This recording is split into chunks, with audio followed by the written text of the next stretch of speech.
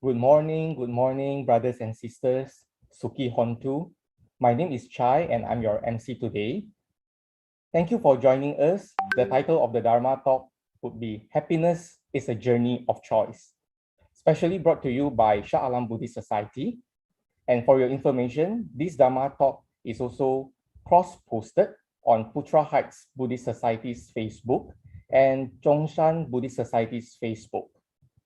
We'll start the session today by chanting together as a mark of respect for the great compassion and wisdom of the Buddha and to reaffirm our faith in the three jewels. Let's put our palms together to join in the puja.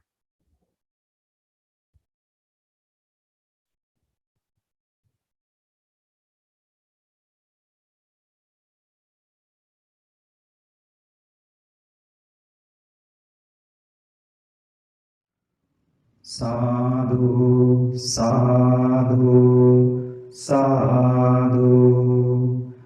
Namo tasse bhagavato arahato samma sambuddhasse. Namo tasse bhagavato arahato samma sambuddhasse. Namo tasse bhagavato arahato samma sambuddhasse. Buddhang saranang gacchami, dhammang saranang gacchami, sanghang saranang gacchami.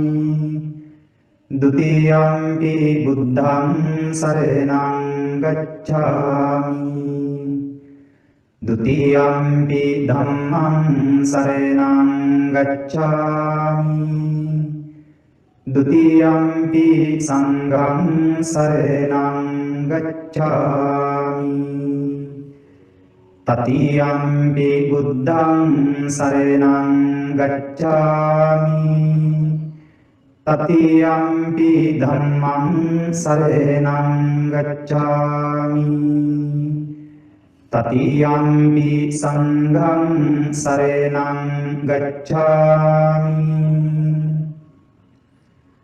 Panatipata veramani sikkapadang samadhiyami. Adinnādāna veramani sikkapadang samadhiyami. Kāmesu miccācārā veramani sikkapadang samadhiyami. Musāvādā veramani sikkapadang samadhiyami. Surameraya majjapama dattana veramani sikkapadang samadhiyami. Itipiso bhagavā arahang samma sambuddho viññācarene sampanno sugato lokavidu anuttaro purisa dhammasārati sattā deva manusānam buddho bhagavāti. Svākkāto bhagavata dhammo sandintiko akāliko ehi passiko openayiko paccattam veditammo viññūhīti.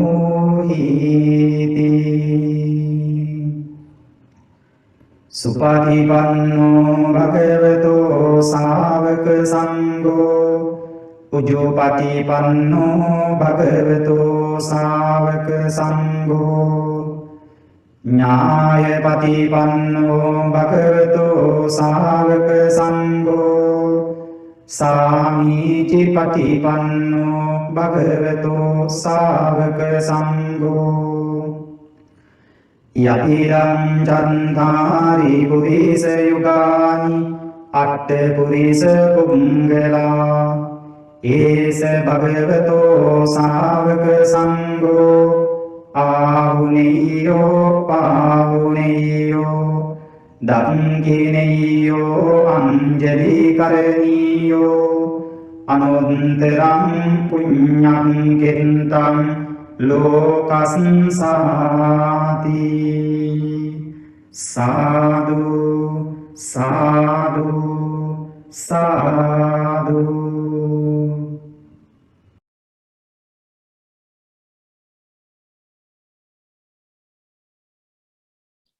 Brothers and sisters, the speaker for our talk today is Dd Tan Huat Chye. Please allow me to read out his profile. Dd Tan Huat Chye is the founding director of Center for Research and Dhamma Leadership Enhancement, The Cradle, a strategic initiative to strengthen the leadership capability of the Buddhist community. Besides being a much sought-after Buddhist speaker, he is also a talented musician, singer, and composer for both commercial songs and Buddhist hymns, both in Chinese and English.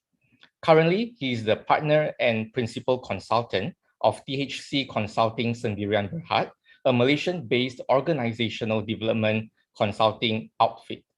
He graduated from UPM with an education degree and a master's degree in Socio-Psychology from University of Malaya. Let us all welcome Dd Tan. Over to you, please, Dd Tan.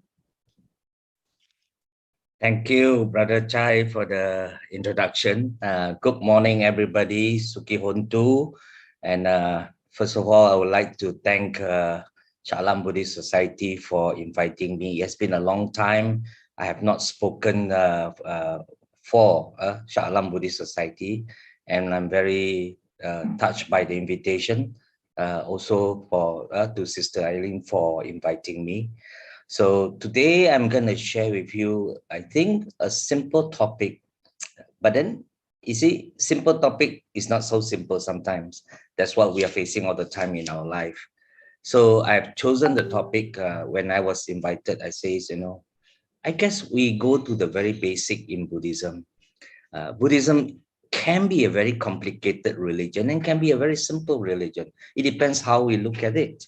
When we look into the fundamental reason why the Buddha preached to the world, is because the Buddha was concerned about you and me, about our life, about why we need to suffer, and about how we do we get out of the suffering itself. So this is a religion about, in Mandarin we say, Li Ku De Le, how you get out of suffering and how you move from suffering to happiness in life. And that's fundamentally what the Buddha wants all of us to do. And of course, we know the Buddha eventually taught us how to do it, very simple message that he has is about avoid evil, do good, and purify your mind. So some of the things that I want to talk about today has a lot to do with that. And how are we going to help ourselves in terms of, helping ourselves to be a happier person in life. Even though the Buddha talked a lot about suffering for the 45 years of his mission, but you find that most of the people and disciples of the Buddha, they all are very happy people. So there must be something in Buddhism that can offer to all of us, especially for our modern man, how to have happiness in life. So allow me to share my slide. Just give me a minute.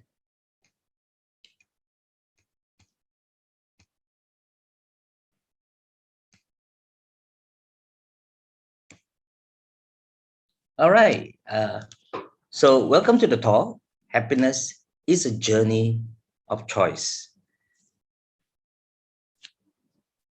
Now, the big question we always ask, who doesn't want to be happy in life?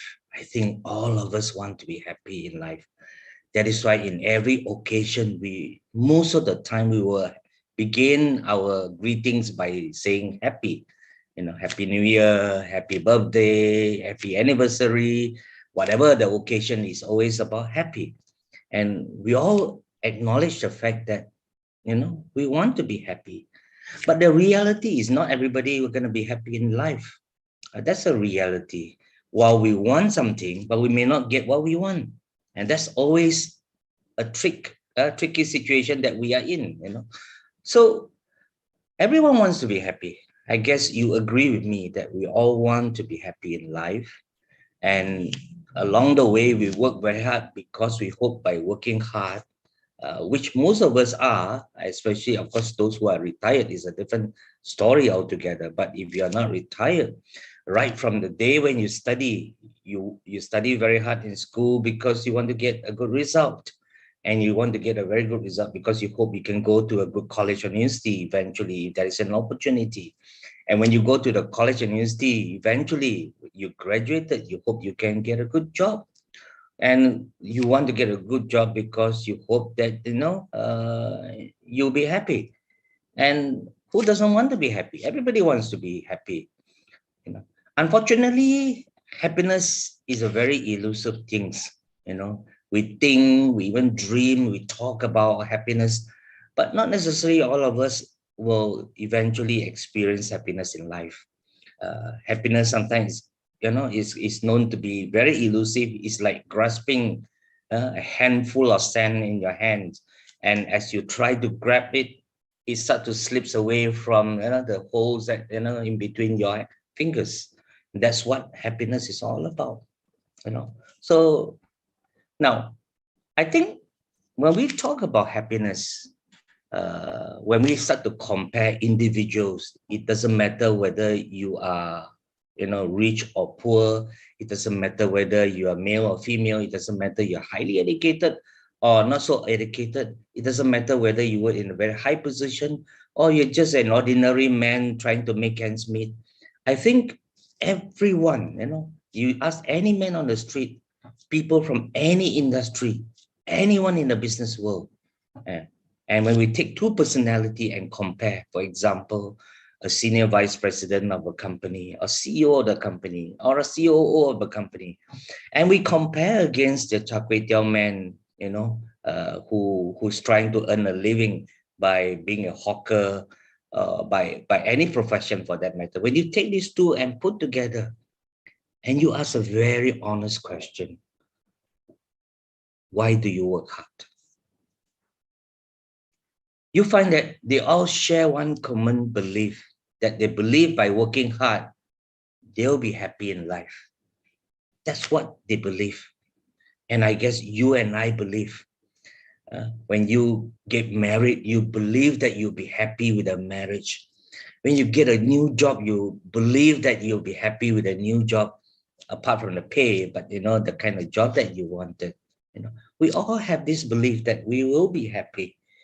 And actually, you know, this is the situation. So whether you are a char kway teow man or whether you're a senior VP of any organization, it doesn't matter. We all want to be happy. And when you start to apply the wise happiness question, you ask a few why questions, you'll notice that we are all no different. We are all fundamentally the same. For example, you ask somebody why you need to work hard. And of course, the answer is, I need money. I need money for my children's education. They are still very young. I must save enough for them. Going for further education today is not going to be very cheap. So I must make sure I save enough for them. And I need more money because I hope to have a better life. I need more money. Hopefully, I have a more comfortable living and things like that. And there's nothing wrong in that, because in this world that we live in, especially in this material world that we live in, we need money. So you work hard because you need money. Then we ask the further questions. Why do you need money? Of course, anybody here wants money to get mad. People in Hokkien, we say ki xiao. Some people, when they get money, they really get mad right now. Suddenly strike a lottery and they do not know what to do with the money, and with all those challenges that came after the striking of the lottery, some people can get mad. But we all do not want money because we want to get mad. You know? So generally speaking, when you ask the senior VP of the company, or you ask the char kway teow man, why do you need money? He will answer you that, oh, with money, probably I can buy a bigger car. I'll have a nicer house. I probably can go for a great holidays. Of course, you can't do it now, especially in the pandemic season. But if they can, they want to go for a holidays. They want, a bigger house, bigger car, everything big. That's what they want. And anything they can afford, they hopefully they will want that also, including the kind of clothing, the kind of bags, the kinds of ownership that they have. That's why people want. Then we ask one more questions. Why do you want all this? So we ask these why questions. And you find that they say, well, if I have a bigger car, a bigger house, maybe if I can go for a good holidays, I can buy something I love to have, perhaps that will make myself happy. Or maybe my family happy. Or maybe my children happy. Or my in-laws, friends, whoever party that you are with, you can make them happy. So when we start to, look at these questions, we probably understood that, we all have the same one hope, that we all want to be and wish to be happy. That's what we want. My dear friends, my dear Dhamma friends, problems. The problem is, even though we all want to be happy, we all wish to be happy, and we hope to be happy, and we aspire to be happy. But the problem is, unfortunately, we all want to go to the same direction, but unfortunately, we don't take the same route. That's the issue. You ask anybody, you ask your colleague whether they want to be happily working or not. I think out of 10, I would say almost all, if not, maybe one or two may not, but I don't think so. I think everyone wants to be happy working. Every staff that comes to organization hope that this is a better company than before. They all want to be happy, So, but the issue is they all don't take the same route. They don't do the same things that will lead to happiness. So, despite having the same dreams for many things and our hope to be happy, we never really end up experiencing the same taste of happiness. We all want the same thing, but we all may not end up with the same experience. And that's interesting because it now brings us to understand what the Buddha is trying to talk us about cause and effect. 你种什么样的因，你得什么样的果. Of course, that fruit that we want is called happiness, but not necessarily everybody will get that fruit of happiness because the cause they put in are very different. So instead of getting happiness, unfortunately, we all want to be happy, but we do not get it. But still, many ended up very frustrated, very disappointed, feeling hopeless, and ultimately very unhappy with everything in their life. Not happy with themselves, not happy with their family, not happy with their colleagues, not happy with their bosses, not happy with the company, not happy, come to Buddhist center, not happy with the Buddhist members in the center, and some of them not happy with the monks. They're not happy with many things, and they're never happy with their life. And that could sometimes be a very sad situation.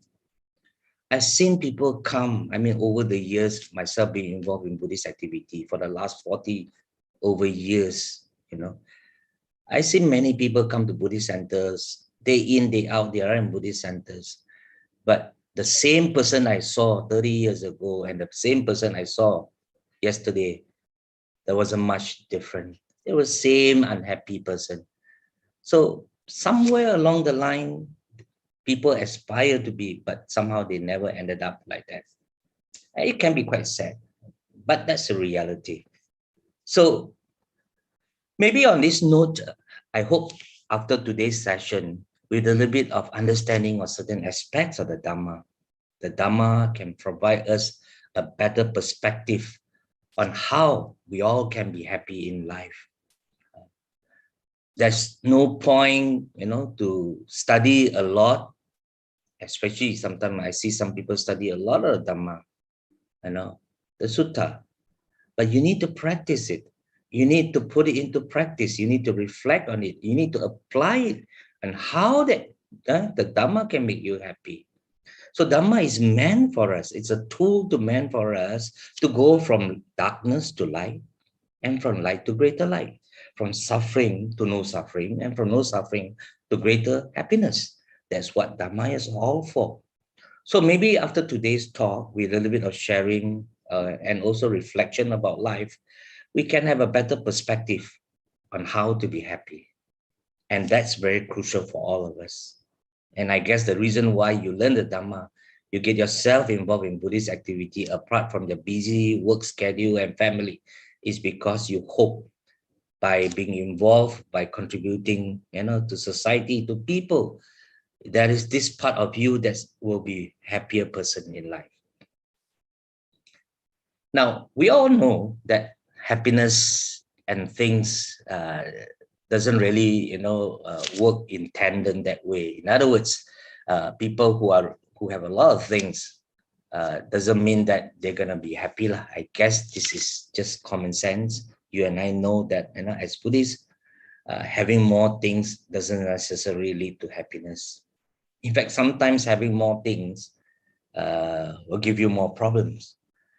If you don't have a new car, it's an old junk, you don't have to worry because you can park anywhere, But the moment you buy a new car, you worry about, where is a safe place to park. And when you park, you worry whether people are going to scratch your car. So sometimes having more things, not necessarily will lead you to happiness. And that could be the truth. So otherwise, if really having a lot of things will make us more happy, you and I know this again is common sense. The richest man should be the happiest person. But we know a lot of people, they are filthy rich, they have so much in life, and yet deep down inside it's so empty and they're not really happy. We know, there are many people who can have everything they want in the snap of their fingers, and yet they are not happy. And in fact, it's the same for not just for possession, but for power and status. Some people, especially when you're younger, when you're more junior, you want to climb the corporate ladder. And as you climb the corporate ladder, you go from executive to become a senior executive, to become an assistant manager, and senior manager, and all the way to the senior position. And then when you look back, probably you were happier then. Much happier when you were not a senior manager of a company. Of course, salary is what you want, but when you talk about your quality of your life, probably you are happier then, So having more things, while some people believe can bring some form of happiness, which we do not deny from a Buddhist perspective. In fact, in the Digajanu Sutta, the Buddha has mentioned very clearly there are different types of happiness we can have. And these are very worldly happiness. For example, the happiness of ownership. So imagine you do not have a car, and after saving for quite a bit of money and dump in your deposit to buy a new Proton X70, for example, and then the car is delivered to you and you got a car and you're very happy. And that's a momentary happiness that any layman can have. We're not saying in Buddhism you cannot have those happiness, but are those happiness really, really, really long-term bringing happiness? That's something for us to think about. But Buddhism never deny having material things will bring us happiness. Owning it will bring us happiness. Using it will bring us happiness. Sharing it with people will bring us happiness. True. But to say that material things will bring us happiness, more things will bring us happiness, I guess there's something for us to think about. Now, talking about the question of happiness, let's take a step back and look at the Buddha's life. We all know the Buddha was born as a prince, as the story goes. And in fact, he grew up well protected by his father, King Suddhodana. And as a young prince, he was given all the attention, he was given all the facilities, he was given all the education that could be given to him at that point in time. He had everything, in fact. If you read through the life of the Buddha, he has 3 palaces. It's almost like we have 3 bungalows or mansion today, like today's context. He has everything he wanted. And he has no worry about his day-to-day needs at all. If he wants to eat, he will order the food will come. If he wants to have some entertainment, of course, those days don't have, iFlix and Netflix and Astro, but he have live entertainment. And if he wants dancers, he just clap his hand and the dancers will come. And if he's not happy with the dancer, he just clap his hands and shoo, the dancers will have to go away, and he has everything he wants. But the Buddha's life, with his renunciation, is trying to tell us a very important message, that worldly possessions, all the achievement and all those things that we own, not necessarily bring us happiness. And that brings us to a very interesting story in the life of the Buddha. And we know one night, after all the parties, is done, the dancers have danced, the entertainer have entertained, the singers have sung their song, and the Buddha was also very tired. Siddhartha, Prince Siddhartha, was very tired with all the entertainment, so he also fell asleep. And the dancers saw the prince was, asleep. They also took opportunity to rest, and they also slept. And the Buddha, according to the story, and the Buddha, when he woke up in the middle of the night, and he started to look around, he saw the same dancers, beautiful dancers that were dancing at that point in time. Now they don't look beautiful at all. All the nice SK2 and touch up that they did before that, now it looks terrible with the sweat, with all the things going on. And he saw some of the dancers were lying down in a very, not nice posture. And some of them, while sleeping, they were snoring away. And some of them saliva was moving, and was basically coming from the mouth itself. So it was not a good sign, And the Buddha realized, hey, all this enjoyment that I have, I thought it will make me happy. They thought it will make me happy. But I wasn't very happy with all these thoughts. So he was very disturbed by the scene, of the night after the party. So what happens next was, so he decided that, maybe this is not what I really want in life. And of course, we know from the story, eventually he went out of the palace. He asked his permission from his, king father that he wanted to go and see the city. He went, he saw an old man, a sick man, a dead man, and a monk, as we were told the stories. And because of those foresights, he realized that perhaps he has to move on to find the meaning in life and to find what really real happiness is. Now, this is very interesting because the life of the Buddha, in fact, we have a lot to learn from the life of the Buddha. When we look at the life of the Buddha, what the Buddha did after that night, after the party, and he had that realization that actually there's more to life than that, and after seeing the foresights, the Buddha was trying to tell himself, look, I have a big palace, but I'm not happy here. Even though the palace looked big, but I feel suffocated. I feel I'm not breathing. And he decided he wanted to renounce the world, which he did. So now, the renunciation of the Buddha taught us a very important message about happiness.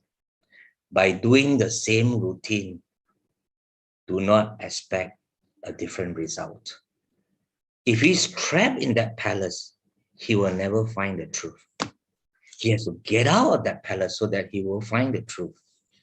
So lesson 1 about, happiness from a Buddhist perspective, and that we can learn from the Buddha is, happiness is thinking out of the box.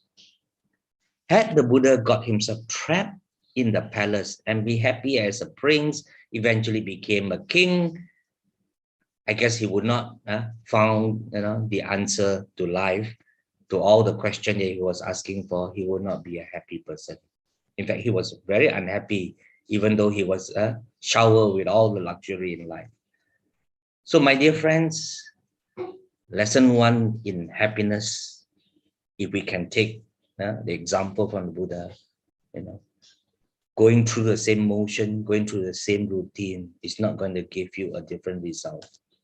That brings a very important question. Many of us are not happy in life, but we keep doing the same thing.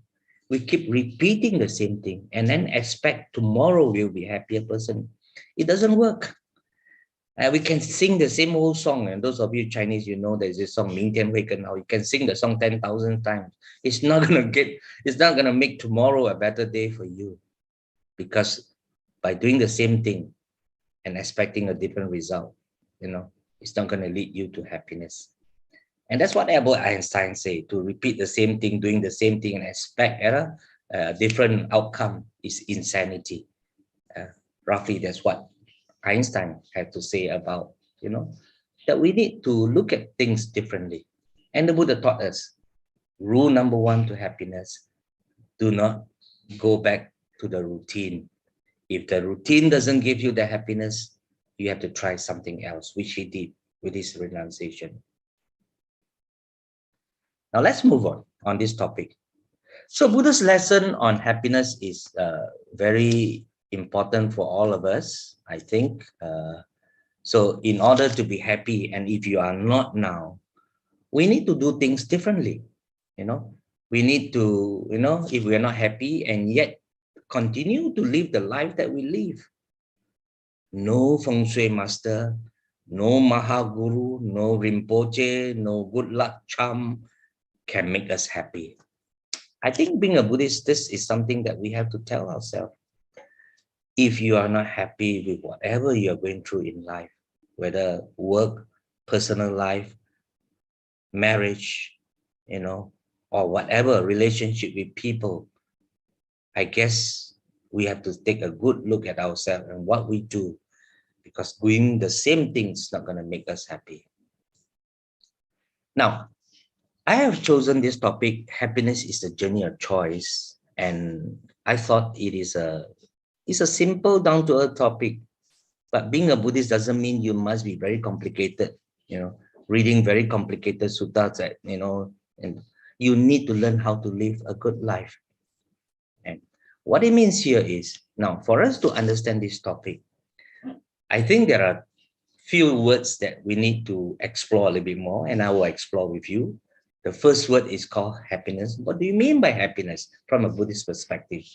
Then the word called journey, and also another important word in my topic here is about choice. And of course, maybe one more important word that we need to be aware of when we talk about happiness is it's about mindfulness. So when we can take these few words and put it together and see how does it make sense to us in having more happiness in life. Now, despite the Buddha talk a lot about suffering, we know, the Buddha talk about the Four Noble Truths, and I always advocate fellow Buddhists to rethink about how we present the Four Noble Truths. We have always presented Four Noble Truths sometimes in a very negative manner. And we always say, oh, what are the Four Noble Truths? We teach our Sunday school children and say, okay, first noble truth, suffering. Second noble truth, the cause of suffering. Third noble truth, the end of suffering. Fourth noble truth, the way to the end of suffering. And when we presented it that way, it sounded very negative. And a lot of people, if they're not careful, they may, misinterpret that, we Buddhists are very pessimistic. In Chinese, we say, 很消极. We look at things very negatively. But actually, it is not. The Four Noble Truths is actually the problem-solving tool, life problem-solving tool that the Buddha gave to all of us. And in fact, when we look at the Four Noble Truths, yes, the Buddha did mention that suffering is there, birth is suffering, Old age is suffering, death is suffering. Yes, in the first two noble truths, the Buddha talks about a lot about suffering. But the other true noble truth, the Buddha also talks about that happiness is possible. The end of suffering, the third noble truth, if you reframe it, reword it differently, it means happiness is possible. Liberation is possible. Enlightenment is possible. So happiness is possible. So sometimes we have to rethink how we want to present, the Four Noble Truths, especially to the younger generation. These days when we look at the Sunday school, we have to rethink how we can, package this so that the younger generation can see the Dhamma very differently. I mean, many of the young children today, your children, your grandchildren, whatever the categories are, many of them have a good life. To them, you tell them life is full of suffering. They say, "Uncle, that's you, that's not me." Because as far as I'm concerned, I'm okay. Life is good for me. I have what I wanted. I have time to think about my dreams, my aspiration. So I guess we have to look at the Four Noble Truths very differently. Maybe the first two Noble Truths to many of the young people is not really, really very close to their heart yet. But we can say, look, the third noble truth the Buddha is trying to tell us, happiness is possible. You want to be happy in life? You want to be successful in life? There are ways how you can do it. So we can repackage the Four Noble Truths very differently to the younger generation. Not that we say first and second noble truth is not important, but maybe at their age, this is not, a priority yet as compared to the third and the fourth noble truth. So this is something for the Sunday school, teachers, institution to relook at how we want to present the Dhamma to the younger generation. But anyway, that's just my suggestions. Let's move on. Now, when we look at it, happiness from the Buddhist perspective is a state of being happy and light in the heart. People who are not happy, they're having 60,000 tons of heavy things in their heart. The moment that 60 over 1,000 tons of things is taken out of their heart, it feels like, it feels happy. And that's what happiness is all about. So when you are happy, normally you feel very lighthearted. But when you are not happy, you feel very down, very heavy-hearted. All right?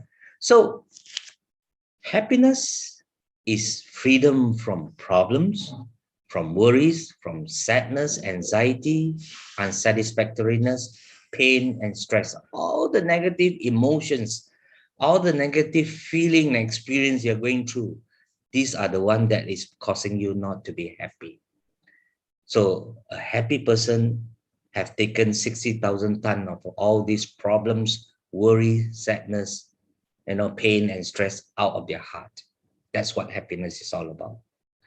Easier said than done. But the reality is, ultimately happiness means living a life. If we look at from the Buddhist perspective, the really, really happy person is a person who have no greed, no hatred, no delusion. 没有贪,没有嗔,没有痴. But that's very ideal. Many of us are putujana. We live a worldly life. We are worldling. We have all kinds of commitment to our children, to our work, to our family, to our business. We have many things to attend to. Of course, we may not have total freedom from greed, hatred, and delusion as a layman. That is why, those of you who really want to find real happiness and ultimate happiness, one of the ways to do is, of course, for you to renounce and become a monk so that you can dedicate your life. You don't have to be distracted by worldly things like children and work and family and business so that you can focus on those things. But for ordinary people like you and me, I think in order to find happiness, we have to try to live a life that's lesser greed, lesser hatred, lesser delusion. What it means is, if we can let go a little bit more in our life and not to be too greedy, you probably will be happier. if we can let go of feeling of, anger and hatred towards people, I guess maybe we can live a happier life. If we can live a life with a little bit more knowledge and understanding so that we are not foolish to be fooled by people, I guess maybe we can be a happier person. And that's what we all can aspire to be as fellow Buddhists. Now,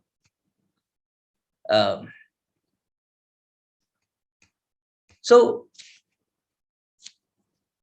even though many people aspire to be happy, talk about happiness, but many people don't really feel happy about their life.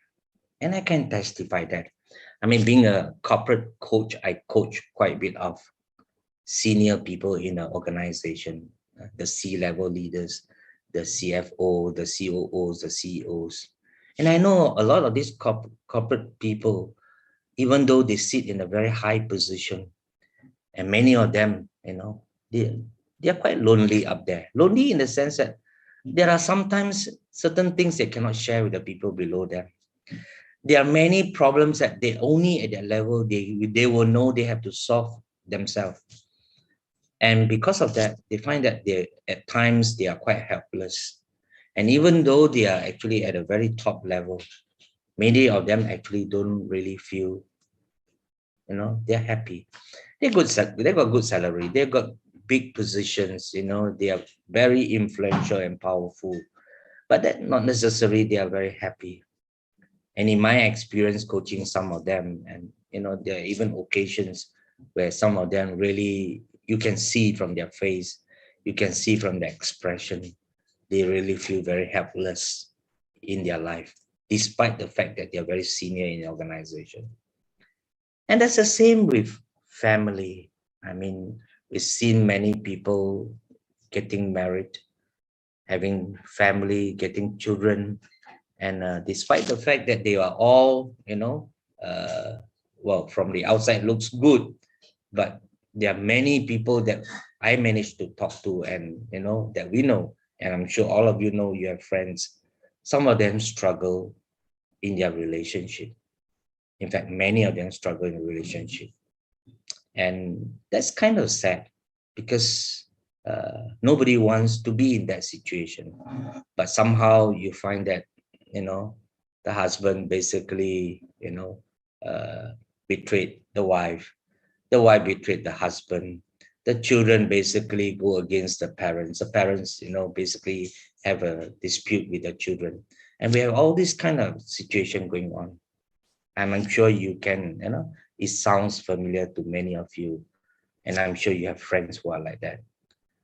Now, the issue is, you see, I know a lot of people who work in a corporate world, and in their working life, they're not happy with their working life, and yet they do nothing about it. Their bosses has been pounding them, that they do not have the skills and knowledge to do the things, yet they do nothing to help themselves to grow, to develop themselves. They know changes is coming into the organization, that they need to have, different way of doing things, adopting a new technology, but they do nothing about it to help themselves. And when changes happen, they get very angry with the people around them. They do nothing about it. Some of us, we have a car, and then the car aircon is not functioning very well. Every time you drive the car, the aircon is not, functioning the way you wanted it. And there are people who sit in the same car every day, making hell of a noise about the car, useless car, old junk, but they do nothing about it to go and rectify the situation. And that's a sad reality of a lot of people. They are not happy, yet they do nothing about it. So I guess being a practicing Buddhist, every time, every moment when we have a situation, we are not very happy about our life. I guess it's important to take a step back and ask ourselves and reflect, what is going wrong with our life?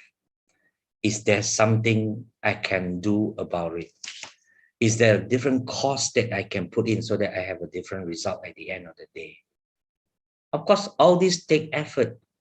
All these take a lot of right effort. But a lot of people are more comfortable complaining rather than doing something about it.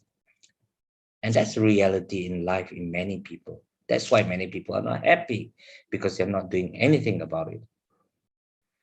So to help you to understand from a Buddhist perspective how happiness can be as simple as ABC, I think there are a couple of things that we need to know. As I have said, the Buddha wants us to be happy, to be free from suffering, free from worries, free from pain, free from anxieties and all the negative things. And the Buddha has also given us a formula how to do it. Avoid evil, do good, purify the mind. The avoid evil, do good are all a lot to do with your habits. Whether you build positive habits or you are building negative habits. And negative habits will bring you not so good feeling and experience in life. Positive habits will bring you good experience, and happiness in life. That's one of it. That's more in terms of our behaviors. But the Buddha also emphasized that purify your mind. When you say purify the mind, it's not just about sitting down meditation alone. It's about your understanding about things. It's about your worldview. That is why in the Noble Eightfold Path, the Buddha begins the Noble Eightfold Path, very important to have right view, right understanding at the very top, because that sets your mindsets.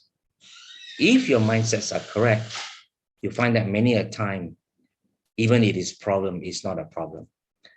If your mindset is not correct, even though it is a small problem, you make it as if it is a huge, big problem. So there are a few mindsets that I think all of us as Buddhists, as practicing Buddhists, it is good for us to have this mindset that will help us to have more happiness in life. So I'm going to share with you maybe 2 to 3 important happiness mindset. The first one, this statement is very important. Happiness is not a journey. Sorry, happiness is not a destination, but a journey. And what do I mean by that? You see, we all have dreams. Some of us have daydream. We want this, we want that, we want to be like that. Our marriage is supposed to be like that. My success is like that. But unfortunately, also a lot of us have a lot of broken dreams also. So we don't only have dreams, we have daydreams, we have broken dreams.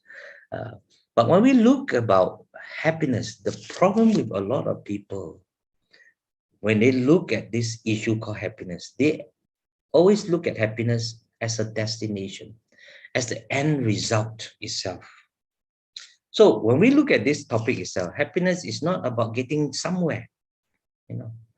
Happiness is about living every single moment of your life with contentment and gratitude. Let me give you an example. Today is 2021.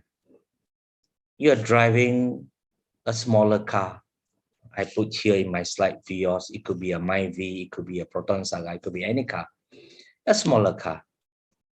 A decent smaller car.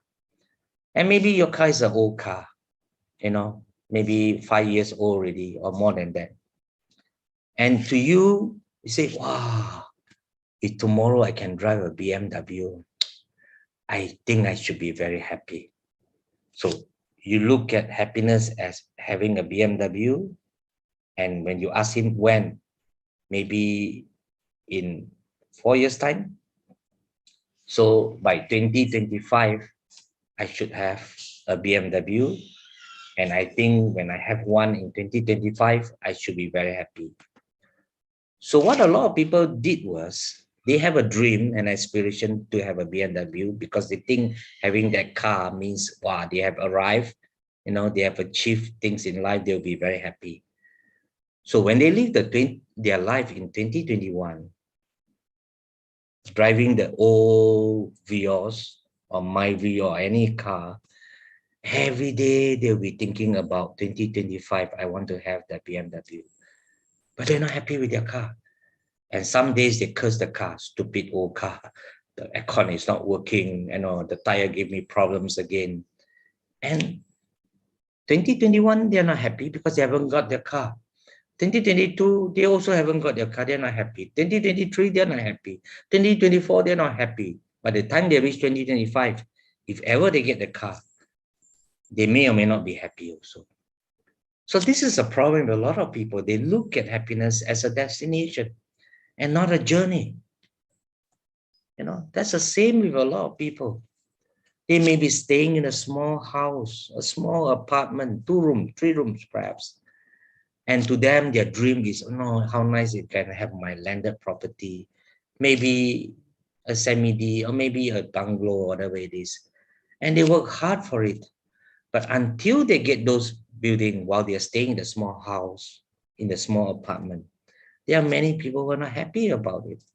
Every day they complain the kitchen is too small, the toilet it doesn't look nice as my friend. My living room when 4 more people comes in is like a it's like a wet market, so crowded. And every day, as what we Hokkien would like to say, cry father, cry mother, khao pe khao bu every day. There are a lot of people who are like that. Yeah. So that's because fundamentally a lot of people think happiness is a destination. So when we start to have that mindset, happiness is something that I want to achieve, I want to get, I want to have, which is a destination and an end outcome. And we forgot that actually happiness is a journey that we take every moment of our life. So if we can only live our life every moment, being aware of what we have and be contented with what we have and be grateful for what we have, I think you'll be a happier person in life. See, a lot of people misunderstood the word called contentment. Contentment, it doesn't mean you don't own anything, you don't have anything. Contentment doesn't mean, you don't do anything if you think you can have something, it doesn't mean that. Contentment just simply means while you have your dreams and aspiration, hope to get something which you think you have the possibility to get it and work hard towards it. At the meantime, whatever that you have, you learn to appreciate it, you learn to enjoy it, you learn to use it, you learn to make the best out of it and be happy with it. That's contentment. So you're contented with your car, even though it's an old car. And never lose sight, of course, your aspiration that you want a bigger car, a newer car. And as long as you have that contentment, even though your dreams 2025 have not come true, you'll be a happy person every single moment of your life. So happiness is not a destination. Happiness is a journey that we need to take every moment of our life. And for that, if we are a practicing Buddhist, that means we must learn to count our blessings. Counting our blessings for whatever we have is a very important criteria to find happiness in life. So I can give you some example, of how, counting blessings will make us a happier person. Now, I want you to experiment this, especially those of you who are in KL, for example. KL, they always will have thunderstorms and things like that, lightning and thunderstorms, And now, in one of those days, whichever place that you live in one of the places where there are heavy rain and thunderstorms, and you are staying in that small house, the small apartment that every day you complain about. Now, just that day when there is a heavy thunderstorm, I want you to do this experiment.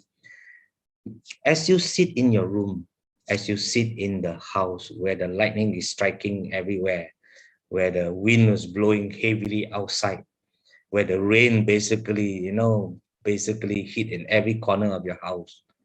Now, you sit in your house quietly, feel how warm it is to be in a house. And you feel and says, in a stormy night like this, in a small stormy day like this, how fortunate I am in the house, even though it's a small house, that it is warm, it is not wet, it is safe. Then you will know actually what happiness is. You started to count your blessings. You can try that every time there is thunderstorm.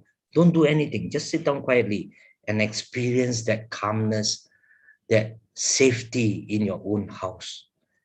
That is called counting your blessings.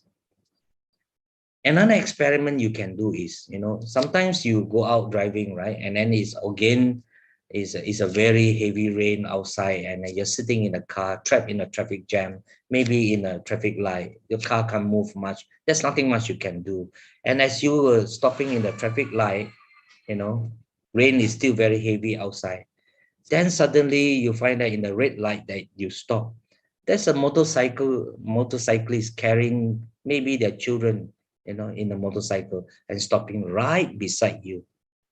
My dear friends, take a look at that person who is on a motorcycle carrying their children under the heavy rain, soaking all wet, maybe shivering away. Then you ask yourself a question. No matter what car you are driving, how old is the car, how lousy is the car, you will know that actually you count your blessings. I'm in this old junk, but I'm not wet, I'm not cold. I look at the other motorcyclists, very pitiful. So this experiment reflections are very important for us to start to appreciate life a little bit differently. And when you know how to appreciate life very differently, every single moment, you find that joy and happiness comes out in your life. And that's what counting blessings is all about. So happiness is living every single moment of our life, counting the blessings that we have. The very thing that we complain about, if we can take a step back and experience it differently, we find that actually we are very blessed. We are actually a very happy person in life. The thing that makes us very unhappy is because we do not know how to count our blessings, right? So unhappy people live every single moment complaining, blaming about everything. I used to work with a client and an insurance company who probably, in fact, at that time, they gave free meals every day to their staff.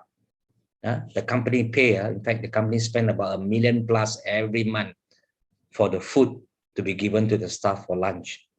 It's free. As long as you're staff, you get it free. But we see a lot of people when they go to the cafeteria and have their food, they took a lot and they just wasted the food. And then not only that, many of them complain, the management is lousy, the food is lousy, the food is not something I like. Why don't they give us this? Why don't they give us that? Hello, it's free. And it's given to you free. But unfortunately, a lot of people live every single moment of their life complaining. So people like that, you find that when they complain a lot, how to be happy in life? Even if you have, you're not happy. So there are a lot of people who complains a lot in their life because they do not know how to count their blessings. And therefore, they're not happy. So for us, as practicing Buddhists, to be happy, I think reflection on what we have and every single moment of our life that we are using some of the things, enjoying some of the things, even though it's not perfect, it's not the best, but we know we have it, it serves its purpose. I think we should be happy with our life.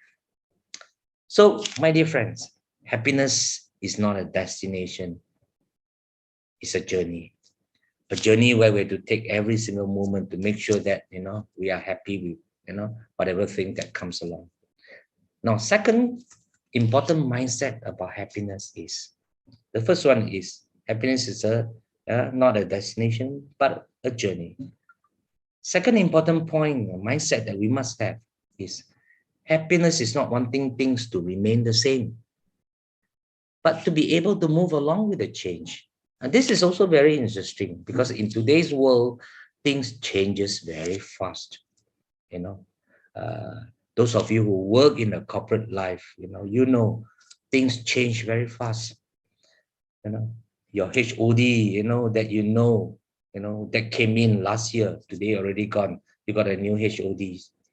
Your shareholder, that for the last 2-3 years, now you have a different shareholders. Last 2 days, I went to visit one of my clients, and the company has been, they have disposed or divest the business to another new party who's a new shareholder. So when the new shareholder came in, the person I deal with most of the time in the past now got a new boss. And the new boss is very demanding, of course, people say new broom sweeps cleaner. But of course, he was brought in for a purpose. He was brought in by the new group CEO to make sure that he makes the necessary changes. So that the guy that I deal with for the last 5 to 6 years now got a new boss. And in the past, they've been having a good life that they can go back at 5, 6 o'clock, sharp. But today, with the new boss there, he told me every day he goes back about 9, 10 o'clock. Now that's change. So in today's world, in the working life, as Buddhists, we must realize that a lot of people suffer because they fail to understand and to keep up with the change. So one of the tricks to have happiness in life is our ability to adapt to change. The more flexible we are, the more agile, the more flexible we are to adapt to change, the happier person we will become. Doesn't matter what boss comes, doesn't matter what new approach comes, I'm prepared for it. I'm ready to learn. I'm ready to embrace it. Chances are, people who are like that normally are happier person. I can give you some example. For example, even in a relationship, I mean, when a young man and a young girl, fell in love and having a good relationship, when they were courting each other, life is very different. They can sit under the trees and count the stars and do all kinds of things, They can hold their hand, they can hug each other and walk together. To them, that is love. And nobody says it's not, But as they move on in their relationship, they decided to be more serious with each other. They decided that they want to get married. And then they got married. And then when they got married, they decided that they want to have a kid. And then came the kid. So when when the kid came into their life, things change. The husband do not pay so much attention to the wife. The wife doesn't pay much attention to the husband. Things start to change. And even when they walk, they used to walk side by side, hold each other's hand, and But when they got married, they got children, they can't do that anymore. Either the husband or the wife will have to hold the hands of the kids. And then, of course, if they don't understand this change, the wife will be complaining or the husband will be complaining. Why last time you hold my hand, now you don't hold my hand? Last time you hold my hand so tight, now you don't even hold my hand. So things change. Love has transformed itself into a different form. When they were courting, the love was in a different form. When they get married, they have kids, love turns into a different form. But when people cannot accept those change in a different form, they start to complain a lot more. And that's what we'll get. And that's why sometimes we see, husband and wife, I've seen many cases, even friends that I know, husband and wife, after some years of marriage, they drifted apart due to exposure. You got husband and wife married, they are both in, working in a corporate, working in some companies, and somehow the next 3 years or 5 years, the husband climbed very fast in his career, mixed with a different group of people that help him to grow in his career. But the wife, still the same person as she was maybe 5 years ago, 3 years ago, still do the same thing she does every day. And after a while, you find that this husband and wife, they don't share the same topic of discussion anymore. What the husband talks about, the wife don't understand. What the wife talks about, the husband don't understand. And you find that the relationship start to drift apart. And they start to have more dispute, more issues, more problems. What's the problem here? The problem is because things have evolved and changed. Either one of the party is not able to change fast enough to adapt to each other. You find that, they'll be very unhappy with each other. That's why happiness is not wanting things to remain the same, but to move on, to be able to adapt and to move along with the change. So this is true. So I always tell people, when you work in a company, when you have a new boss that came into your department, one of the biggest mistakes people can ever make is to tell the new boss, last time my boss say is like that, my boss did like that. Now, that's the biggest mistake you can ever do in the corporate world. What is the impression you give to people? That you are still living in the past. You are still sentimental about the past. You have not been able to change to cope with the changes that is happening. The boss will think you're not loyal to him, So this is really a terrible thing. And then after that, they say, oh, my boss doesn't like me. My boss always pick on me. My boss, always find fault in me. Probably, yes, some bosses do that. But a lot of time is because we are unable to adapt to that change. So it is very important, if you want to be happy at work, happy in any situation, our ability to adapt to change is a very crucial point. So we can never be happy if we like to expect things to remain the same. Never expect things to remain the same, whether it's a relationship, whether it's a work situation, whether in any situation they're in, and never fall into this last time syndrome. Last time you always hold my hand. Last time we are like that. Last time we can spend time like that. Now, this last time is actually a killer. A killer for us to be happy in life. So the trick is, the secret about happiness is about ability not to let things remain the same, but to flow with the changes. So if we have that mindset, we definitely be a happier person. Now, the third mindset that we need to know is happiness is not about receiving alone, but our willingness to let go, to give. This is something, again, very challenging for all of us. I mean, you can read anything about the Dhamma, but this has to be practiced. Now, what does it mean here?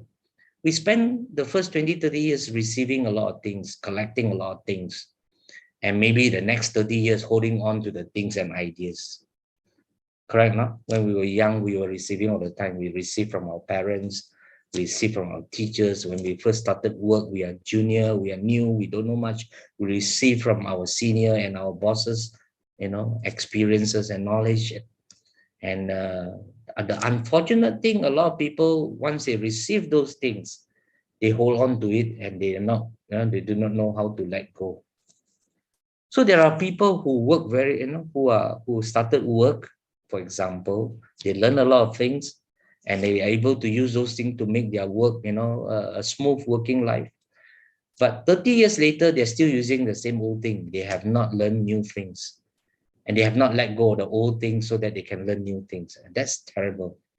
So now, happiness is the ability to give, after, to be able to let go and to be able to give. And that is very important. Now, let me give you some very important example that I have perhaps experienced myself. I founded the Kinrara Metta Buddhist Society close to 20 years ago. Been a president there for easily, maybe plus and minus with pro tem, easily about close to 10 years, 8 to 10 years. Now, when you are a president of a Buddhist society and when things are moving well, it feels good because the hard work of what you put in is, bringing you the kind of things that you expected to happen. The challenge for a lot of us, and for me at that point in time, is when is the right time to step down? When is the right time to let go and allow other people to lead the organization? And this takes practice because you have to learn to let go. You can't be holding on to the position forever and thinking that there's nobody else who can lead the organization. You know? And then what will happen is a lot of the younger generation waiting to basically take a lead in the organization. But because I am still there, you know, so your very strength could be your very weakness itself. So sometimes it's important for us to know that it is time to let go. It's time to let go. It's the same with me. I mean, I can only share what I have. When I was working in a corporate, for example, I've never worked in a company more than 7 years. Of course, in today, younger generation, 7 years is a long time. But during my time when I work, 7 years is a short time. People work for 15, 20, 30 years in a company. The reason why I did that was very simple. You know, I decided that I wanted to move on. I want to let go, because if you don't, there's always this, you know, self-illusion that you are so important in an organization, that the company cannot survive without you, that the job will not be done, you know, if you are not around. And there are a lot of people who believe that way. So I told myself that, you know, yes, you know, being there, you've been there, you've done that. I think it's time to move on and do other things. But it's easier said than done, because a lot of people find it hard to let go. So I force myself every couple of years. I say, okay, I've done my part. I think it's time to move on. And I move on, you know. So I think that's very important, ability to let go, because people who cannot let go, they cling on. And I've seen also a lot of time in working life, those of you who are working, people have given their best 15, 20 years to the company. In Chinese, they say, you know, 我把我的青春卖给公司. I've given my best youth to the company. And they thought the company should treat them well all through their life until they retire. And to their horror, somewhere in between, the company changes the direction, the shareholders, new bosses came in. And that immediately can wipe out the 15, 20 years of their contribution to the company. The new boss don't care you have worked for 15, 20 years. The new boss basically think that this is what I want to do, whether you are coming along. So I've seen a lot of these people, eventually they get very disillusioned with their life. They are about 40 years old, 50 years old, they know their future is not guaranteed. And then they look back into their life, they feel that actually, I've given my best to the company. Why is this thing happening to me? Why life has to be so unfair? But the reality is, things don't remain the same. We have to learn to let go. And especially when things change. So these are very important things for us. You know, sometimes, you know, to be happy in life is our ability to learn to let go. And that's the same with argument due to different opinion. Husband and wife, do they disagree with each other? Do they quarrel? I always jokingly say yes. Husband and wife don't always, you know, have loving moments all the time in their life. You don't see that. Probably in a Disney world, you see that, but in real life, it doesn't. Husband and wife do have differences. They fight. They have disagreements, sometimes over small things. Sometimes I jokingly tell people, you know, some couples, they can even fight because of that stupid thing called toothpaste. You know, the husband say, this toothpaste, I press anywhere, as long as the toothpaste come out, I use. What's wrong with that? But the wife said, no. You take this toothpaste, you squeeze from the bottom, slowly you squeeze up so that the toothpaste is fully utilized. And for that, husband and wife quarrel. For that, they never talk to each other for a few days. And for that, they sleep in different beds. Husband and wife quarrel all the time, you know, sometimes. So the trick is, you know, when do we let go? So sometimes in any relationship, whether it is with your boss, with your spouse, husband or wife, or even with friends, and that is the same with me. You know, sometimes I know I'm right, but what's the point of being right when you lose your relationship? So if he thinks his idea is good, is better, sometimes it's not wrong, the idea is not bad either, let him win. Let him have his way. It's okay. We keep the relationship. That's how I make myself happy. That's how I make the other party happy, because I got nothing to lose, you know. So that's the same thing sometimes in the course, in the workplace. I also shared some of this experience with the people who are working. Your boss say he's happy with 3 steps. I mean, your boss say he's happy, he wants you to do something. You come back to the boss and say, boss, I think we can do this. Step 1, step 2, step 3, kau tim. Done. But your boss look at you one kind and says, no, Huat Chye, I want you to do 1, 2, 3, 4, 5 steps. And then you look at your boss one kind. Stupid. We can do 3 steps. He wants 5 steps. But actually, when you look at it, his 5 step is correct. Your 5 step, your 3 step is also correct. Both of you are right. Actually, nobody is wrong here. But he's your boss. He's happy with the 5 steps. So probably you have to do a little bit more, that's all, in order to do the 5 steps rather than your so-called 3 step.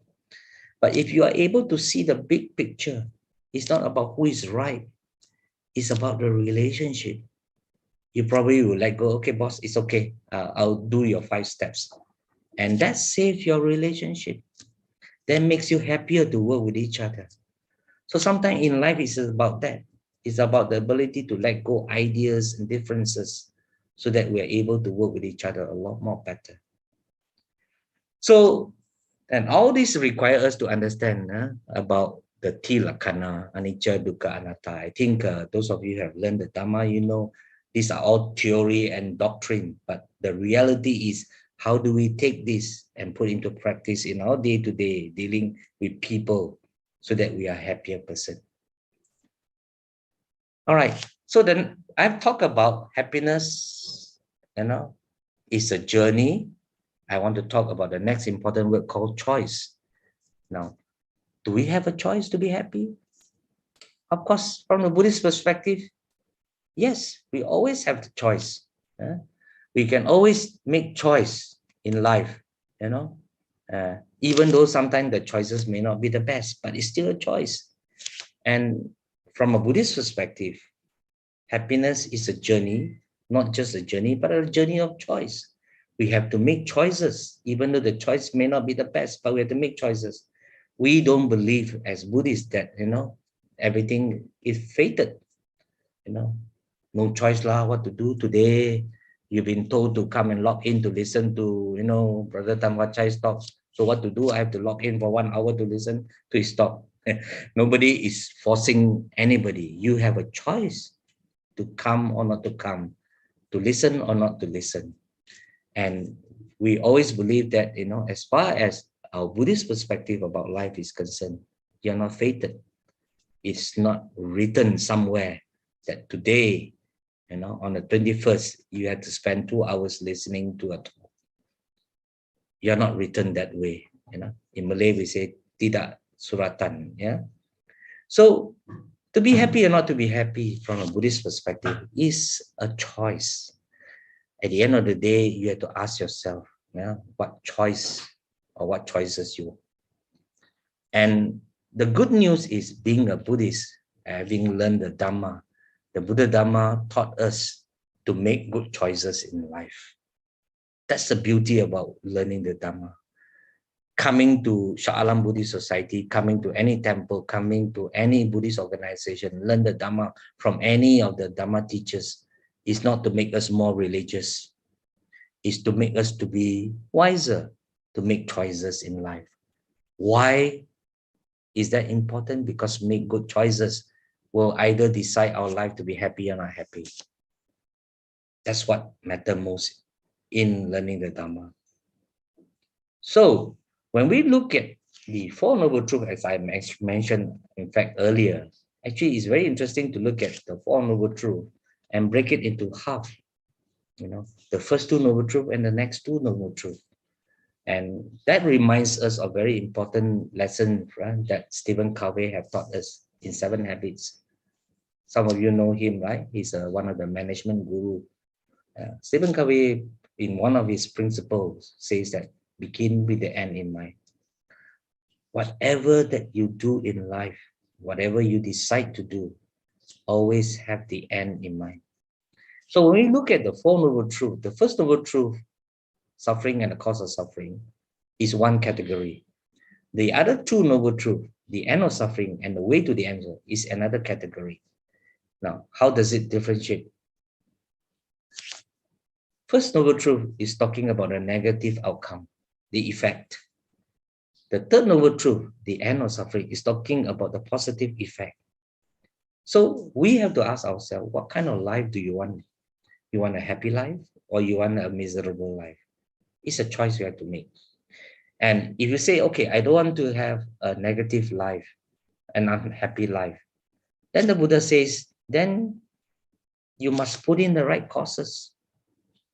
So if you do, if you want your life to be messy, full of problems, full of suffering, full of worries, then do all the lousy things, all the greedy things, all the stupid things, all the hateful things. Continue your life that way.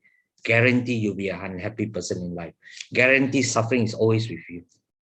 That's what the first two Noble Truths trying to tell us. But if your choice is, I want to be happy in life, I want to be successful in life, then the Buddha says, possible. Do this. Put in all the right causes, And of course, the Buddha has shown to us the Noble Eightfold Path, right thought, right speech, right action, and so on and so forth. Now, those things are given not for us to remember, memorize. No, it's for us to appreciate. I give you one example. Maybe now your life, with people, relationship with people has always not been good. You sometimes landed yourself in trouble, arguing with people, disagree with people. And every time people see you come, the people run away because they say, oh, Huat Chye coming already, better chow, better go away because he's going to argue with us again. And you find that you don't have many friends. Some of us don't have many friends. Some of us don't have many friends because who's doing? Our own doing. And when you look at it, why is it so? Oh, because we never practice right speech. Every time you open up your mouth, you hurt somebody. Every time you open up your mouth, say something, you offended somebody. Every time you open up, you don't know how to say good things about people. You always criticize people, say bad about people. So you do not practice right speech. So when you don't practice right speech, you practice the wrong speech all the time. Where are you? You are putting the second Noble Truth, the cause of all the stupid things. Naturally, your life is not going to be happy. But if you say, I want to be happy, that's what you want, then you start to practice all the right speech. You say good things about people, you compliment people, you highlight the positive side of people. People will love to deal with you. And that's how, your relationship become good with people. That's why some people don't have friends, many friends. They only have one or two friends. Some people have many friends. That's because they put in all the right effort. So making choices in life is very important so that we can be happy in life. And when we take the Four Noble Truths and start to analyze it, it's a very clear indication. Now, my challenge to all of you who are listening to this talk, are you living your life a lot more on the first two up there? Or are you living the life on the second two down there? When you're living your life in the first two up there, it means your life is miserable. You're not happy with your life. Don't blame the gods. Don't blame your parents. Don't blame your name. Don't blame your stars. Don't blame your zodiac. Take a good look at yourself. What did you put in that makes your life miserable? And then ask yourself a very important question. What do you want from now onward? You want to be happy. You want to be successful. Do all the right things in the other two Noble Truths that the Buddha talked about. So life is a choice. Now, so I think to be happy or not to be happy, I've spoken about, it's not a destination, it's a journey. And I also spoken about, in this journey, we need to basically spend every moment appreciating what we have, counting our blessings. And I also spoke about to be happy in life as a Buddhist, we must acknowledge that things change, but we are able to flow with the change and move with the change. That will make us happy and adapt to the change. And I also have explored this topic by talking that, happiness is a journey, of choice, that we need to make choices. You make good choices, you're a happier person. You make lousy choices, you're an unhappy person. So that comes to the last 1 or 2 slides that I want to share with you, So we are happy or not happy in life, not because God planned for us. If that is true, God planned for your life, happy or not happy, you marry the right person or marry the wrong person, land in the right job, then you must ask back God the same question, why me? Why me? Why I have to be the person that has to face a lousy boss? Why I have to be the person that have a broken marriage? I guess we don't look at life that way. Because from a Buddhist perspective, the Buddha have taught us to be responsible for ourselves. And that responsibility lies in an important thing called making choices. So Dhamma teaches us to be mindful in making choices so that we don't get caught in unhappy situation. So learning Dhamma with mindfulness is like driving driving a good car in a fast lane with good brakes. A lot of us try to live our life in a rat race world, trying to earn more money, go for our dreams and a lot of things. We are like driving a Ferrari, but we do not know where is the brake, and we do not know how to apply the brakes. Learning the Dhamma is like driving a fast car in a fast lane. We know where the brakes are, when to apply it. So to sum it up, learning Dhamma helps us to be mindful. The Dhamma teaches us about cause and effect, to be mindful so that we make better choices. When we make better choices, we make lesser mistakes. When we make lesser mistakes, we have lesser problems in our life. And when we have lesser problems in our life, we will guarantee you that actually you live a happier life. So my dear friends, my Dhamma friends, happiness is a journey of choice. Please exercise that choice. But that choice can only be exercised if we have the wisdom of Dhamma to guide us. So all the best to all of you. Yeah.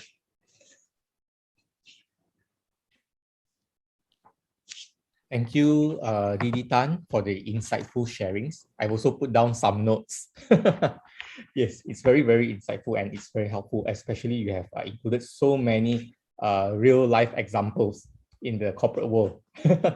Okay, so now, brothers and sisters, we are coming into the Q&A session. We are close to 11. Is it okay for us to take up some questions, Dd Tan?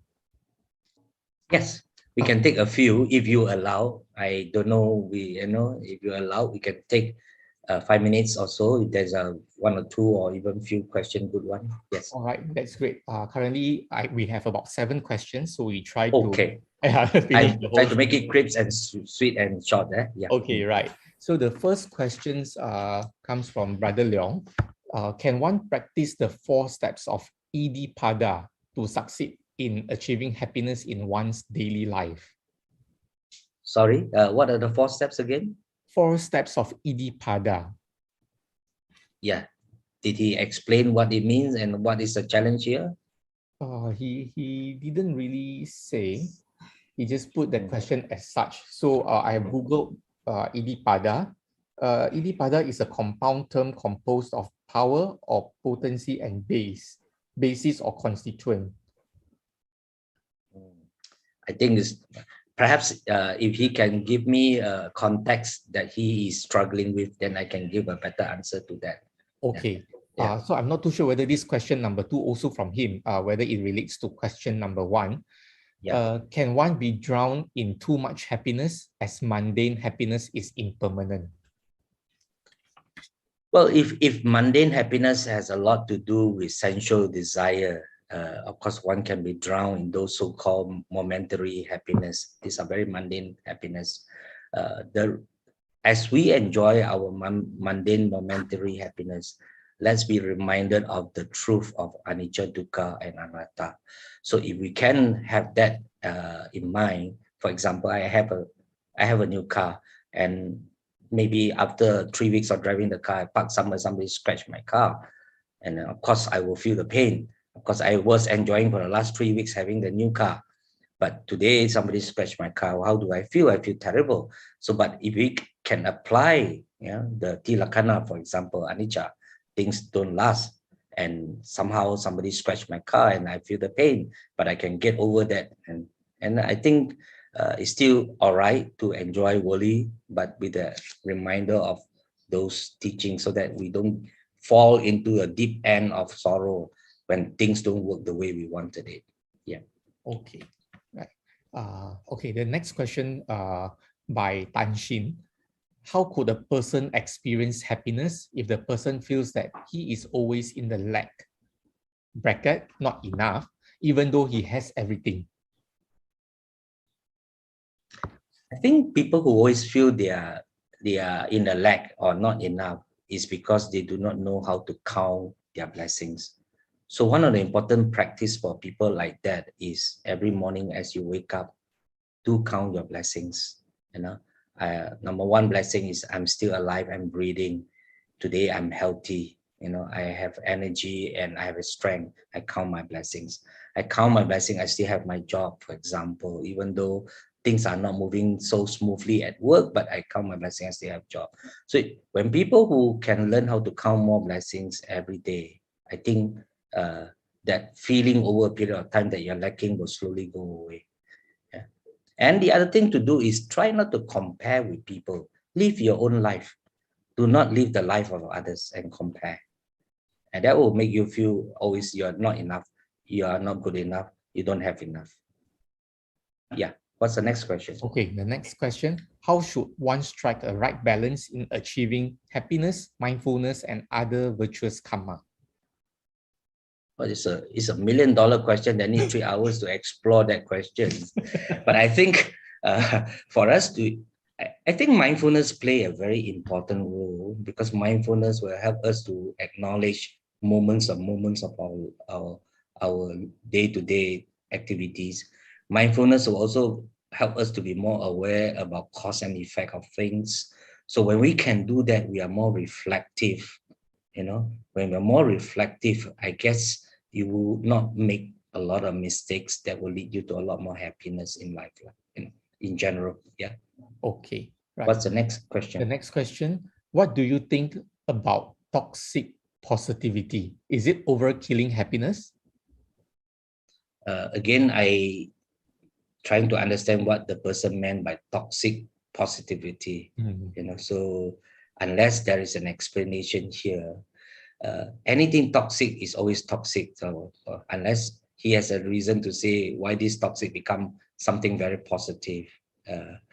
But if you're referring to, for example, a person keeps scolding you and wanting you to be better, if that is toxic positivity, if that's what I understand by that, then I guess there could be a better way to get a person to be a better person rather than being scolding at every now and then. Again, I don't have a context here, so I don't really understand what it means by toxic positivity. I'm sorry. Yeah. All right. Perhaps Tan Shin can just elaborate more, and we can forward the question to Dd Tan when. Yeah. You can send over to me, then I will handle it individually. Yes. Okay, that's great. Thank you, Dd Tan. Okay, the last two questions. Permanent happiness is not only a journey but a destination to reach home of Nibbana. Can Dd Tan Huat Chye comment on this statement? And if it is not right, what should be the right statement? Please share your view. I think when we talk about happiness, there's always this contemporary happiness, worldly happiness, and the ultimate happiness. Because when we talk about ultimate happiness, it's about liberation and enlightenment, which we have to really do serious cultivation, practice to overcome our own greed, hatred, and delusion. Those things will come at some point in time in our life if we sincerely practice it. But for many of us who are putujana, who are worldly people, you live a life, you live a busy life. I think being aware of what we think, what we do, what we say are very critical for us to enjoy this worldly happiness. And happiness is like a graph. Some days our happiness are high, some days it goes down to very deep, low emotions. The challenge for us is not to allow our life to be like a curve that goes up and down, which your life is always fluctuating. The challenge for us is how can we live, let's say, 365 days of our life. Most of the time, our curve is at a higher end. It may go down, but it's still happy. It may go down, it's still happy, rather than plunge into unhappiness. So people who practice Dhamma a lot, you find that their happiness is always on the upper trend. Whereas people who do not have the Dhamma as their guide, they go ups and down, fluctuating all the time. And worst of all, some people, it goes all the way down and never come up. So that's what a worldly people must make sure that their life, 365 days, are always on the upper trend rather than the lower trend. Yeah. Okay. Dd Tan, question number 7. People are not happy in life because they are not contented with what they have and have not. How can one achieve everlasting contentment in this lifetime and be happy? Again, it's the same, I would say it's the same things. First, you need to know what you have and count your blessing on what you have. So one of the things I always ask people to do, because a lot of people don't do this exercise. Today, you go back, take a sheet of papers and start to say, so what are the things that I think I have and I count it as my blessing? For example, I still have a job. Write it down. When you start to list down all the things that you have, you're able to count actually in your life how much or how many blessings you have. Many people don't realize that. They only look at the negative side. Why? Especially when they start to compare with other people. So ability to acknowledge things that you have that is giving you benefits and goodness in life, put a tick to that and count your blessings. For example, I don't have a very good boss, which is terrible, but I do have a lot of good colleagues which support me along the way at work. Put that down as your blessings because that's something you have and acknowledge that. So when you are able to do that, you find that you're a much happier person because you are looking onto the positive side of life. And do that exercise, you'll be a happier person. That's a good tip. Dd Tan, there's one very last question. I hope you don't mind. Okay, this is the last of the last. Can I say because one was lost track of his purpose in life or hasn't discovered the life purpose will be miserable?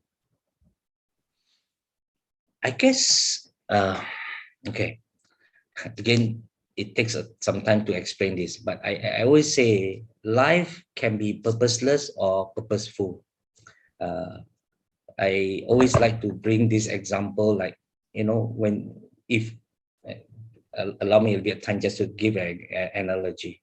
If the alien were to fly over a football field, big football field, packed with 80,000 spectators, and watch a football game and see 22 people running up and down the field, kicking one ball, the alien must be thinking we are all crazy people, all right?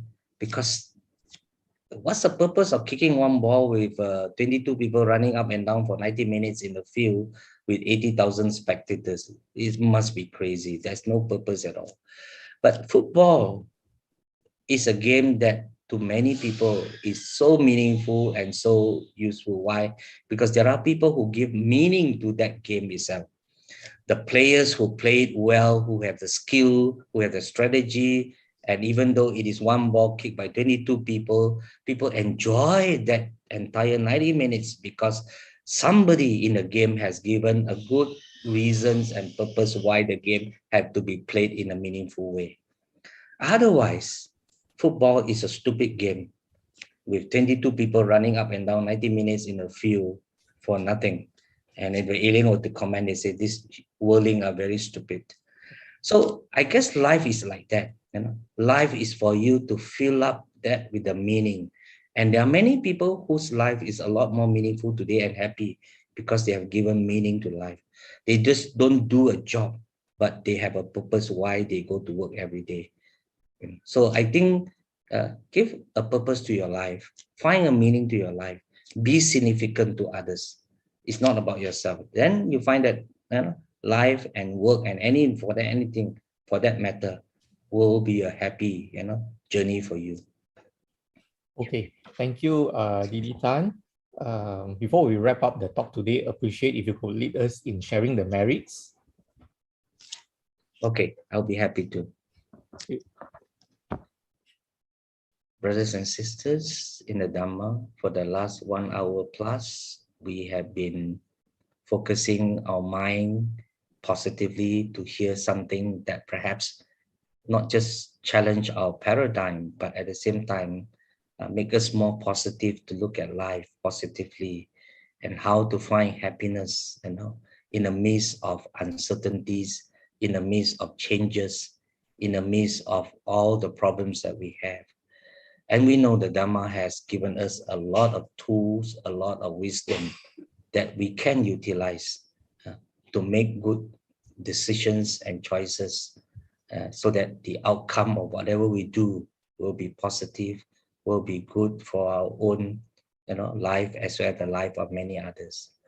So by the merits of this involvement of us in this 1 hour plus in trying to understand the Dhamma, in trying to understand life, in trying to see how we can find happiness despite all these challenges. By these merits that we have accrued, may we now, share these merits with, people who are closest to our heart, our parents, our family members, our relatives, our good friends, and even good colleagues and bosses that we have. May we share these merits with them, just as we wish to be happy.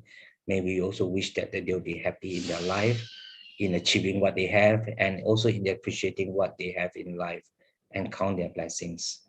By these merits also that we have accrued, may we also, apart from sharing with all these good people that we know, may we also share with other beings, with all the gods and devas, and our guardian deities who have watched over us every day, and protect us from harm and danger. May all these gods and devas and our, guardian deities also be blessed and rejoice in these merits. And through these merits also that we have, accrued today, may we also, say to ourselves, may I be well, may I be healthy, may I be happy, and with this healthy and happy life that I have, I'm able to contribute more to be more significant to others, and at the same time to be good to myself and live a good life. So in the name of Buddha, Dhamma, and Sangha, with these merits, may all be well, may all be happy, and may all be healthy. Sadhu. Thank you so much, Dd Tan, for your time and also insightful sharing on such a lovely Sunday morning. Right, brothers and sisters, thank you for joining us today. As usual, we hope that you could also like and share our Facebook page and the YouTube channel, right? And we hope to see you again very soon. May you be well and happy always. Sadhu, sadhu, sadhu.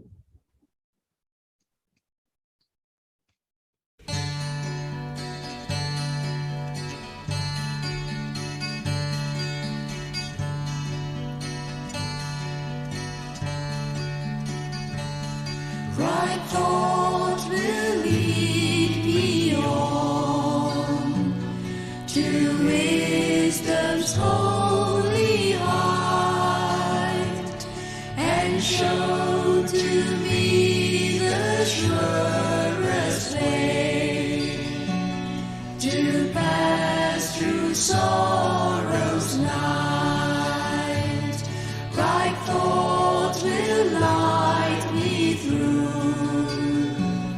the shadows of this life, to ease my heart and peace assured, and free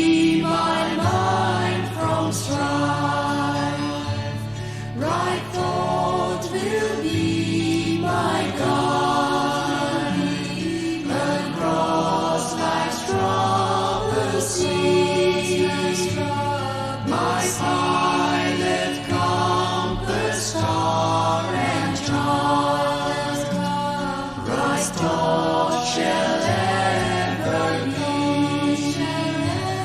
Right thought will keep me on the way to perfect peace, and ferry to the other shore, where all illusion cease.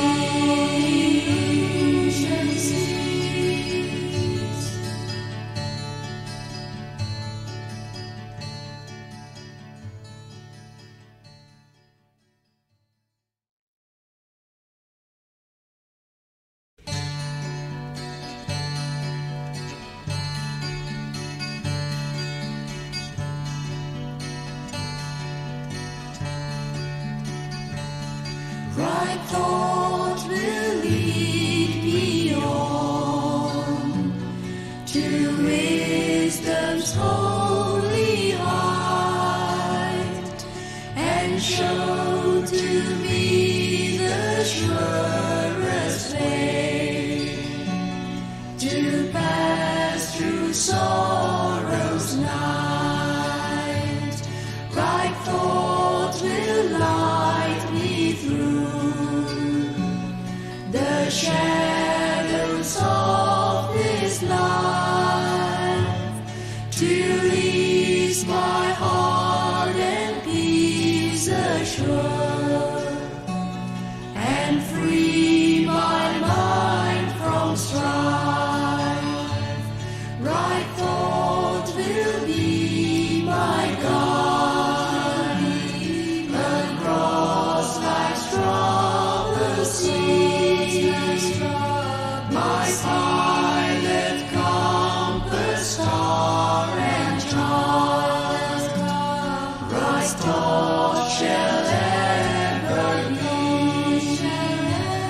Right thought will keep me on the way to perfect peace, and ferry to the other shore, where all illusion cease.